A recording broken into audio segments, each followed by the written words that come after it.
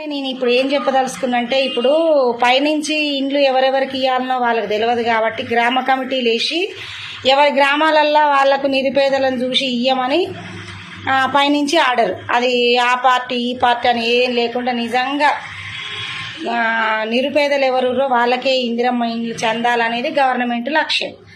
అయితే నేనేం చెప్తున్నంటే, ఈ గ్రామ పెద్దలకి, గ్రామాలలో ఉన్న ఈ కమిటీలో ఉన్న సభ్యులకు, పెద్దలకి దయచేసి నేనేం చెప్తున్నంటే, ఈ TRS party, Congress party, BJP party, ఆ పార్టీోడు ఈ పార్టీోడు అని కాకుండా నిజంగా మీరు కమిటీలు వేసి ఊళ్ళో నిజంగా ఎవరికి ఇల్లు లేదో, నిజంగా వాళ్ళు ఎవరు లబ్ధికి అర్హులో వాళ్ళని చూసి మాత్రమే ఈ ఇందిరమ్మ ఇండ్లు అనేది వాళ్ళ పేర్లు రాసి వాళ్ళకు మీరు ఇండ్లు ఇవ్వాలని మనస్ఫూర్తిగా కోరుకుంటున్నా. ఎందుకంటే ఈ పైనుంచి పేర్లు ఇన్నున్నోళ్ళకు, భూములు ఉన్నోళ్ళకి ఎవరికి పడితే వాళ్ళకి వచ్చినాయి. ఎందుకంటే వాళ్ళకి తెలియదు కాబట్టి పైన ఆ వచ్చిన దాంట్లో ఊళ్ళో పెద్దలకు ఎవరికి ఏందుందనేది వాళ్ళకే, ఊళ్ళోళ్ళకే తెలుసు కాబట్టి ఈ గ్రామ కమిటీలు అయితే పెట్టడం జరిగింది.